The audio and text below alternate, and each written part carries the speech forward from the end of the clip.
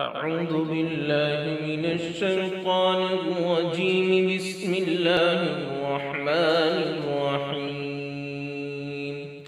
القارعة ما القارعة وما أدراك ما القارعة يوم يكون الناس كالفراش المبثوث وتكون الجبال كالعهن المنفوش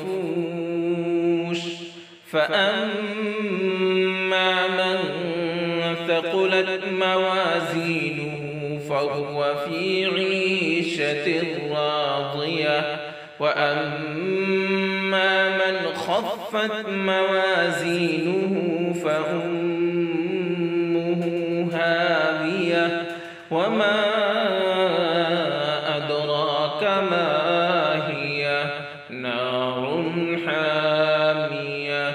صدق الله